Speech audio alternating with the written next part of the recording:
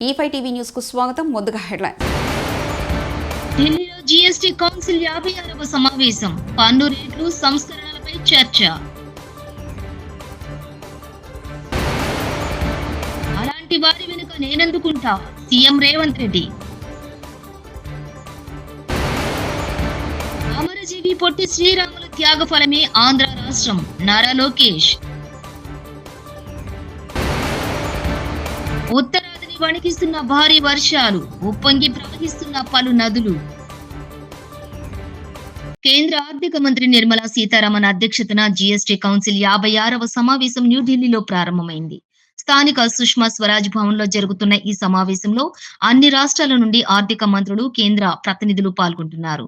కేంద్ర ప్రభుత్వం ప్రతిపాదించిన నెక్స్ట్ జెన్ జీఎస్టీ సంస్కరణలు తప్పనిసరి ఉత్పత్తులపై పన్ను భారాన్ని తగ్గించడానికి 2 పన్ను రేట్లు అంటే 5% ఇంకా 18% కలిగినటువంటి నూతన విధానాన్ని పరిశీలిస్తున్నారు. ప్రస్తుతం 12% నుంచి 28% పన్ను స్లాబ్లలో ఉన్నటువంటి ఉత్పత్తులను తక్కువ రేట్లకు మార్చడం, కొన్ని ఎంపిక చేసిన ఉత్పత్తులపై 40% ప్రత్యేక పన్ను విధించడం ఈ ప్రతిపాదనలో భాగంగా ఉన్నాయి. కూటమి ప్రభుత్వం అమరజీవి పొట్టి శ్రీరాములు మెమోరియల్ ట్రస్ట్ సంయుక్త ఆధ్వర్యంలో అమరావతిలోని తూళ్లూరు, పెదపరిమి మధ్య ప్రభుత్వం కేటాయించిన 6.8 ఎకరాల విస్తీర్ణంలో 58 అడుగుల పొట్టి శ్రీరాములు కాంస్య విగ్రహంతో పాటుగా ఆడిటోరియం, స్మృతివనం నిర్మాణానికి శంకుస్థాపన చేశారు. అమరజీవి పొట్టి శ్రీరాములు విగ్రహానికి పూలమాలలు వేసి ఘనంగా నివాళులర్పించారు. అనంతరం బహిరంగ సభలో ప్రసంగించారు. ప్రాణత్యాగం చేసి కోట్లాది మంది తెలుగు వారికి దారి చూపిన వ్యక్తి పొట్టి శ్రీరాములు. వారి స్మృతివనం ఏర్పాటుకు అన్ని విధాల సహకారం అందిస్తాం. విగ్రహం ఏర్పాటు కేవలం కమిట్మెంట్ మాత్రమే కాదు, నాకు ఎమోషన్ అని ఈ సందర్భంగా చెప్పారు. అమరజీవి పొట్టి శ్రీరాములు త్యాగఫలమే ఆంధ్ర రాష్ట్రం మినిస్టర్ నారా లోకేష్. రామకృష్ణ గారికి, వాసుదేవరావు గారికి, ఈ సమావేశానికి పెద్ద ఎత్తున విచ్చేసిన ఆర్య వైశ్య సోదరులందరికీ పేరు పేరున నా హృదయపూర్వక నమస్కారాలు. మహాత్మా గాంధీ గారు దేశానికి స్వాతంత్రం సాధిస్తే పొట్టి శ్రీరాములు గారు తెలుగు జాతి కోసం గుర్తింపు సాధించిన వ్యక్తి. గాంధీ తాత గారిని మనం ఫాదర్ ఆఫ్ నేషన్ అంటే పొట్టి శ్రీరాములు గారు ఫాదర్ ఆఫ్ లింగ్విస్టిక్ స్టేట్స్ అంటారు. కొన్ని దీపాలు వెలుతురిస్తాయి, కానీ కొన్ని దీపాలు దారి చూపిస్తాయి. ప్రాణ త్యాగాలు చేసి కోట్లాది మంది తెలుగు ప్రజల కోసం దారి చూపించిన దీపం పొట్టి శ్రీరాములు గారు. ఈరోజు ఆయన 58 అడుగుల విగ్రహం ఏర్పాటు కోసం మనందరం శంకుస్థాపన చేసినాక వచ్చాం. విగ్రహంతో పాటు auditorium, memorial, museum, mini theatre 6.8 ఎకరాల్లో మన అమరావతి ప్రజా రాజధానిలో ఏర్పాటు చేసుకునేదానికి మనందరం ఇక్కడ విచ్చేసాం. రాకేష్ గారితో మాట్లాడుతున్నప్పుడు ఆయన అన్నాడు, నేను ఇచ్చిన టార్గెట్ అంటే ఆయన టార్గెట్ ఇచ్చుకున్నారు, కేవలం విగ్రహం ఏర్పాటు చేస్తామని. అది కుదరదు రాకేష్, కావాలంటే ఇంకొక 6-8 నెలలు ఎక్కువ టైం తీసుకోండి, కానీ మొత్తం ప్రాజెక్ట్ పూర్తి చేసే బాధ్యత మనం తీసుకోవాలని ఈ సభాముఖంగా ఆయన కోరుతున్నాం. 58 అడుగుల విగ్రహం ఎందుకని మనందరం అనుకోవచ్చు. దాని వెనకాల ఒక చరిత్ర అనేది ఉంది. పొట్టి శ్రీరాములు గారు భాష ప్రయుక్త రాష్ట్రాల ఏర్పాటు కోసం 58 రోజులు ఆమరణ నిరాహార దీక్ష చేసిన వారు. ఆయన ప్రాణ త్యాగాల వలనే ఆంధ్ర రాష్ట్రం అనేది ఏర్పడింది. దానితో పాటు నెహ్రూ గారు ఫజల్ అలీ కమిషన్ ఏర్పాటు చేశారు. ఆ కమిషన్ వల్ల తమిళనాడు, కేరళ, కర్ణాటక, మహారాష్ట్ర, గుజరాత్ రాష్ట్రాలు కూడా ఏర్పడినాయి. అంటే ఒక పొట్టి శ్రీరాములు గారి త్యాగం వలన ఒక ఆంధ్ర రాష్ట్రమే కాదు, భాష ప్రయుక్త రాష్ట్రాలు మన దేశంలో ఏర్పడినాయని ఒక్కసారి మనందరం గుర్తుపెట్టుకోవాలి. ఆయన అమర నిరాహార దీక్ష వలన దేశ రాజకీయాల్లోనే మార్పులు వచ్చినాయి. పొట్టి శ్రీరాములు గారు కేవలం భాష ప్రయుక్త రాష్ట్రాల కోసమే పోరాడలేదు. సమాజంలో ఏ మార్పు అయితే ఆశించారో దానికోసం అహర్నిశలు పోరాడిన వ్యక్తి. మన దళిత సోదరులు గుడిలోకి ప్రవేశం చేయాలి, ఆ అవకాశం కల్పించాలని పోరాడారు పొట్టి శ్రీరాములు గారు. అంతేకాదు వివిధ సామాజిక అంశాలపై ఆయన 5 సార్లు నిరాహార దీక్ష కూడా చేశారు. ఆయన ఏకంగా సాబరమతి ఆశ్రమానికి వెళ్ళి గాంధీ తాత గారి దగ్గర నుంచి అహింసని ఆయుధంగా తయారు చేసుకున్నారు. గాంధీ తాతనే చెప్పారు, పొట్టి శ్రీరాములు లాంటి 10 మంది ఉంటే చాలు భారతదేశానికి స్వాతంత్రం 1 సంవత్సరంలోనే వచ్చేదని.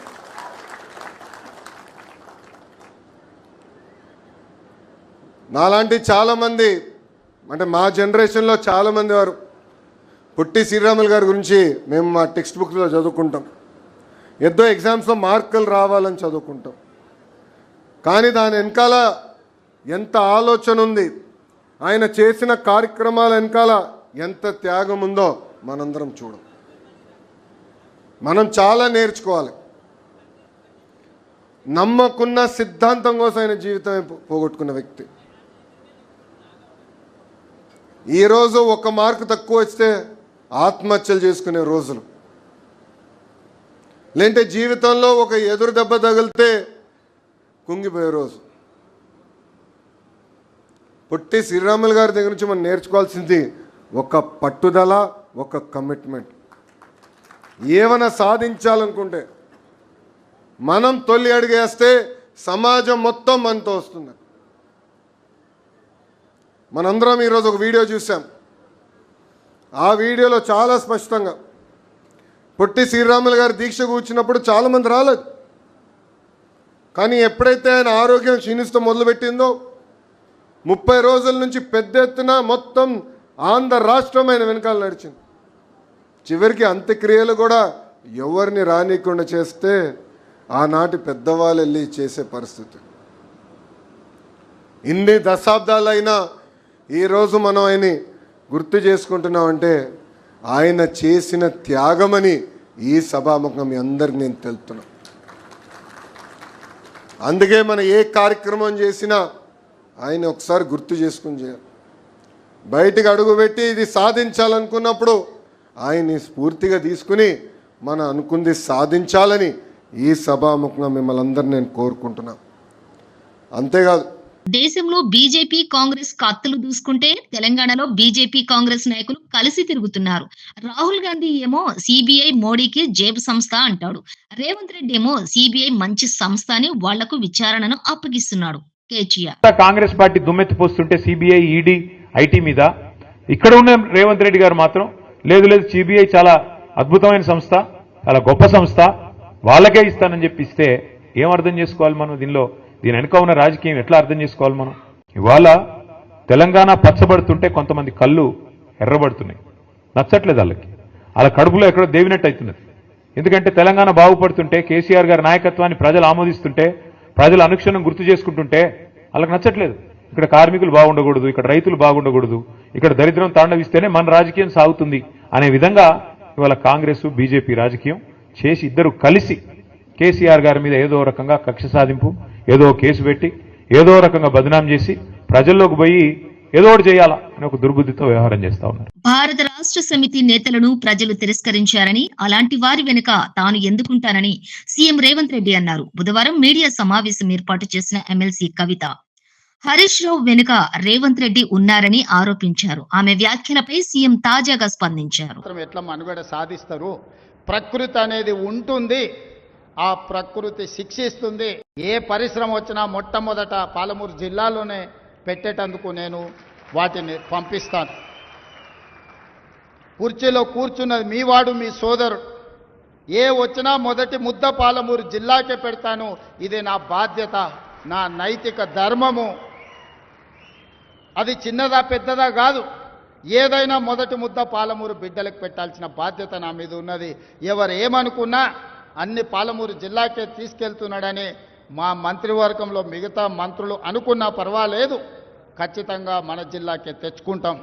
భారత రాష్ట్ర సమితిలోని కొందరు తనపై పనిగట్టుకుని దుష్ప్రచారం చేశారని కల్వకుంట్ల కవిత ఆరోపించారు. మాజీ మంత్రి హరీష్ రావు మాజీ ఎంపీ సంతోష్ ను ఉద్దేశించి ఆమె ఈ వ్యాఖ్యలు చేశారు. బీసీల అంశంపై మాట్లాడుతుంటే పార్టీకి వ్యతిరేకంగా మాట్లాడుతున్నట్లు చిలువలు పలువలుగా ప్రచారం చేశారు. నేనేమైనా తప్పు మాట్లాడానా? సామాజిక తెలంగాణ బీఆర్ఎస్ కి అవసరం లేదా? బంగారు తెలంగాణ అంటే హరీష్ రావు, సంతోష్ ఇళ్లలో బంగారం ఉంటే అవుతుందా? నేను రామన్నను గడ్డం పట్టుకుని అడుగుతున్నా. ఒక చెల్లిని, మహిళా ఎమ్మెల్సీని నాపై కుట్రలు జరుగుతున్నాయని గతంలో తెలంగాణ భవన్ లో ప్రెస్ మీట్ పెట్టి చెప్పా. మీరు వర్కింగ్ ప్రెసిడెంట్ గా ఉన్నారు, ఏం జరిగిందో నాకు ఫోన్ చేయరా అన్నా అని కవిత అన్నారు. అటువంటి పరిస్థితులలో ఆ దళిత బిడ్డలు ఉన్నారు. అది మొత్తం రాజకీయంగా బ్లేమ్ అంతా రామన్న మీదకి వచ్చింది. ధనదాహమేమో సంతన్నది, నేరం చేసిందేమో సంతన్న, ఈడికెళ్ళి ఫోన్లు చేసి ఒత్తిడి చేసి కొట్టిపించిందేమో సంతన్న, చెడ్డ పేరేమో రామన్నకు వస్తుంది. ఈ ఎగ్జాంపుల్ చెప్పడం కోసమే నేను ఈయన గురించి చెప్తున్నా, వేరే ఏం లేదు. ఇక సరే టానిక్ వీనిక్ ఈ వీటిలో వచ్చిన కేసులు ఏమైతాయి? రేవంత్ రెడ్డి గారు ఆర్భాటంగా ఒక అనౌన్స్మెంట్ చేస్తారు. ఇంతకుముందు చెప్పిన మ్యాచ్ ఫిక్సింగ్ ఎట్లుంటది అంటే 1 day న్యూస్ అవుతుంది. టానిక్ లో ఈయన మీద కేసు పెట్టిరని 3వ రోజు పోలీసు వాళ్ళు ఎఫ్ఐఆర్ కొట్టేసారు. మీరు ఇంకా కనుక్కోండి. కాజ్ చేసేసారు, కేసు మూసేసారు. ఏం అండర్స్టాండింగ్ ఉంది? ఎందుకు మూసేసారు? At the same time Harithaharam, తెలంగాణకు హరితహారం అని పెద్దలు కేసీఆర్ గారు పెద్ద కళతోని 230 కోట్లు అక్కడ గోబీ డెజర్ట్ల వాళ్ళు చెట్లు పెట్టి చైనాను కాపాడుకున్నారు. మనం అదే స్థాయిలో తెలంగాణను బాగు చేసుకోవాలని పెద్దసారి హరితహారం అని పెడితే ఈయన దాంట్లో నకిలీ ప్రోగ్రామ్ గ్రీన్ ఇండియా ఛాలెంజ్ అని పెడతాడు. తెల్లారులేస్తే సినిమా వాళ్ళని తీసుకురావాలి, రోజు ఒక ఫోటో వేసుకోవాలి. దాని వెనుక ఉన్న కుట్ర ఏంటంటే జీవో అమెండ్మెంట్ అవుతుంది సంతోష్ గారి గురించి. ఆ ఫారెస్ట్ లను 10% ఇన్కమ్ ఎవరన్నా ఇస్తే అమ్యూజ్మెంట్ పార్క్లకు ఇస్తారన్నట్టు.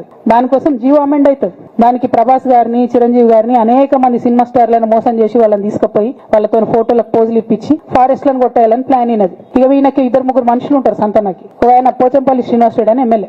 ఇది నాకు విషయం ఎవరు చెప్పారు అంటే మన పల్లరాజేశ్వర రెడ్డి అనే చెప్పిండు. మీకు ఏమైనా డౌట్లు ఉంటే ఆయన అడగొచ్చు. ఈ పోచంపల్లి శ్రీనివాస్ రెడ్డి అనేట ఆయన వరికోల్ అనే ఊరు, సామాన్య కుటుంబం, మధ్యతరగతి కుటుంబం. ఇవాళ అక్కడ ఆయన శ్రీమంతుడు అని పిలుస్తారు పోచంపల్లి శ్రీనివాస్ రెడ్డి గారిని. ఇక్కడ నాకు పల్లరాజేశ్వర రెడ్డి గారు చెప్పిన సమాచారం ప్రకారం మోకిళ్లలో మెగా శ్రీనివాస్ రెడ్డి, మెగా కంపెనీ ఉంది కదా, ఈ కాళేశ్వరంలో అవినీతి చేసిన మెగా కంపెనీ ప్లస్ పోచంపల్లి శ్రీనివాస్ రెడ్డి గారు కలిసి 750 కోట్ల విల్లా ప్రాజెక్ట్ చేస్తున్నారు మోకిళ్లలో. ఏడుకేళ్ళు వచ్చినాయి అవి? అవినీతి డబ్బులు కాదా? ఎట్లా వస్తాయి? ఎవరైనా who is this Pochampalli Srinivas Reddy? Santosh Rao classmate. అది తప్ప ఆయనకున్న అర్హత ఏం లేదు. ఆయనకి ఎమ్మెల్సీ వస్తుంది, కాంట్రాక్ట్లు వస్తాయి, ఇంకేందో వస్తాయి. అట్లానే నవీన్ రావు అని ఇంకొక ఎమ్మెల్సీ ఉంటాడు. ఆయన డైరెక్ట్ గా మా ముఖం పట్టుకుని అందరి ముంగట అంటాడు, నాకు ఎమ్మెల్సీ ఇచ్చింది కేసీఆర్ గారైనా నాకు దేవుడు సంతోష్ అంటాడు ఆయన. నిన్న మొన్న వాళ్ళ ఫాదర్ ని పట్టుకున్నారు పేకాటల. ఏమైంది కేసు? ఆల్రెడీ నవీన్ రావు గారు పోయి మన ముఖ్యమంత్రి గారు కాళ్ళు పట్టుకున్నట్టుగా తెలిసింది. వాళ్ళ తండ్రిని ఇడిచిపెట్టారు. ఈయన మీద భూ కబ్జా కేసులు ఉంటే అవి ఇడిచిపెట్టారు. అంటే ఓ పక్క సంతోష్ రావు గ్యాంగ్, ఇంకో పక్క హరీష్ రావు గ్యాంగ్. 100% రేవంత్ రెడ్డి గారితో, ఇక్కడ ఉన్న కాంగ్రెస్ ప్రభుత్వంతో, అవసరమైన సందర్భంలో పైన బీజేపీతోని వాళ్ళు కోఆర్డినేషన్ లో ఉండి బీఆర్ఎస్ పార్టీకి జలగల్లాగా పట్టి పీడుస్తున్నారు. నిరంతరం బీఆర్ఎస్ పార్టీకి నష్టం చేస్తున్నారు. ఎంత దారుణానికి ఒడిగట్టిరంటే ఉత్తరాదిని వణికిస్తున్న భారీ వర్షాలు, ఉప్పొంగి ప్రవహిస్తున్న పలు నదులు. ఢిల్లీలో జీఎస్టీ కౌన్సిల్ 56వ సమావేశం, పన్ను రేట్లు సంస్కరణలపై చర్చ. అలాంటి వారి వెనుక నేనెందుకుంటా? సీఎం రేవంత్ రెడ్డి. అమరజీవి పొట్టి శ్రీరాములు త్యాగ ఫలమే ఆంధ్ర రాష్ట్రం, నారా లోకేష్. ఉత్తరాదిని వణికిస్తున్న భారీ వర్షాలు, ఉప్పొంగి ప్రవహిస్తున్న పలు నదులు. ఇవి బులెటిన్ విశేషాలు. చూస్తూనే ఉండండి E5 టీవీ న్యూస్.